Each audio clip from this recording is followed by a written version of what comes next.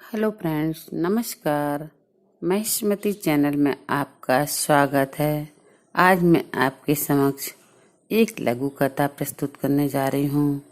अगर आप मेरे चैनल में नए हैं तो सब्सक्राइब कीजिए, बेल आइकन जरूर प्रेस कीजिए, जिससे कि मैं कोई भी वीडियो अपलोड करूँ सबसे पहले आप तक पहुँचे।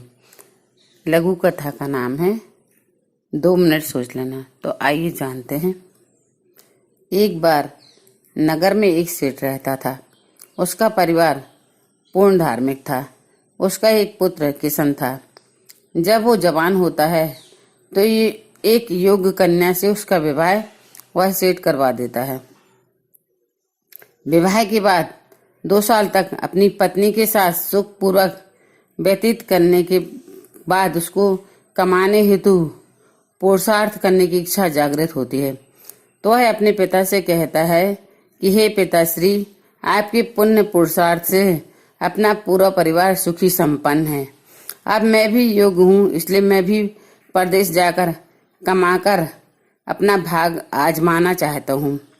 पिताजी ने भी पुत्र के मुख से योग वचन सुनकर स्वीकृति दे दी और किशन अपनी पत्नी को, जो कि गर्भ धारण कर चुकी थी, उसको अपने माँ बाप के जिम्मे छोड़कर परदेश रवाना हो जाता है।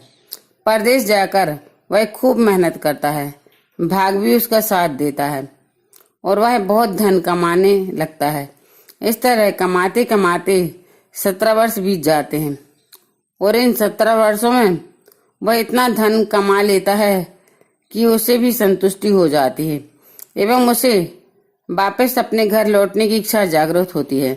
तब वह अपनी पत्नी को पत्र लिखकर सूचना देता है कि वो जल्दी ही अपने नगर को लौटने वाला है।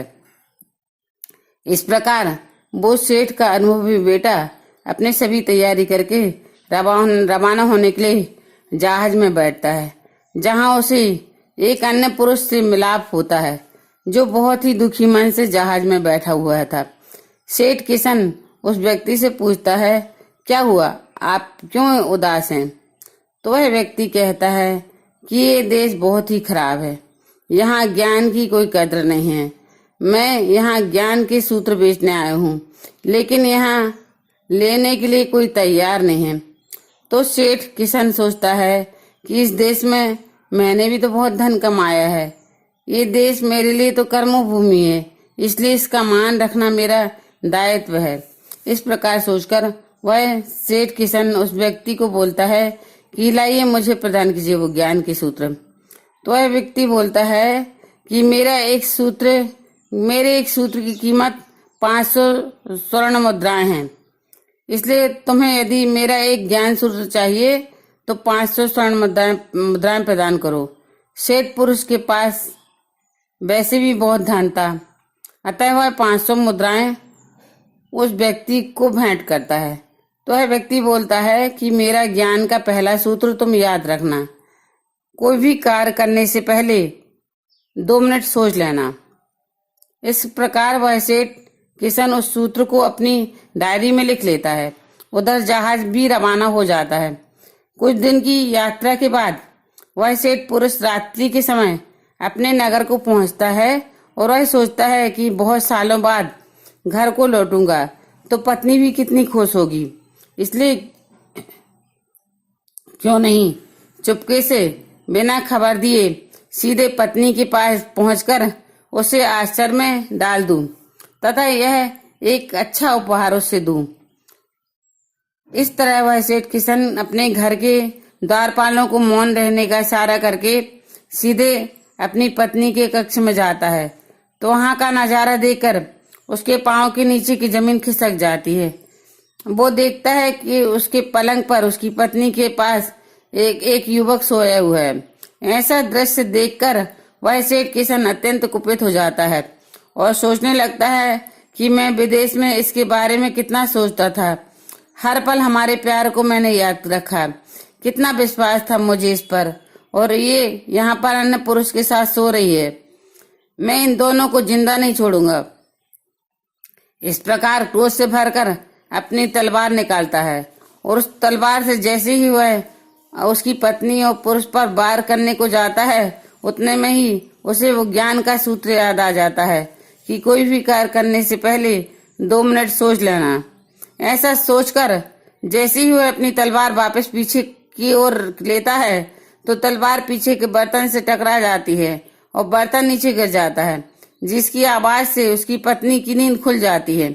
जैसे ही उसकी नजर अपने पति पर पड़ती है तो वह खुशी से पति के चरणों में गिर जाती है और कहती है कि हे नाथ, आपके बिना मेरा ये पूरा जीवन सूना सूना सा था।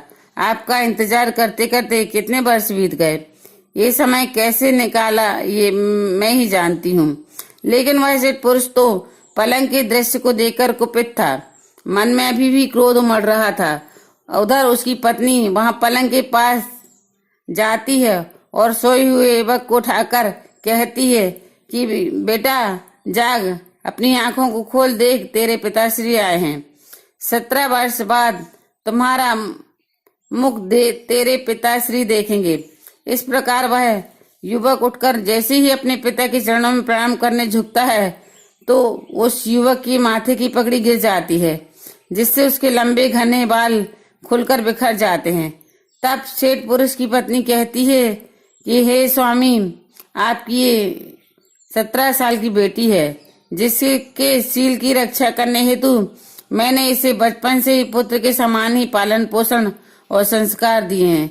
इस संपूर्ण वृतांत को सुनकर और देखकर उस सेठ पुरुष की आंखों में अश्रुधारा बह निकलती है। अपनी पत्नी और बेटी को गले लगाकर सोचने लगता है कि यदि आज मैंने उस ज्ञान के सूत्र को नहीं अपनाया होता तो जल्दबाजी में मैं कितना अनर्थ कर देता। मेरे अपने ही हाथों से मेरे निर्दोष परिवार का खून हो जाता।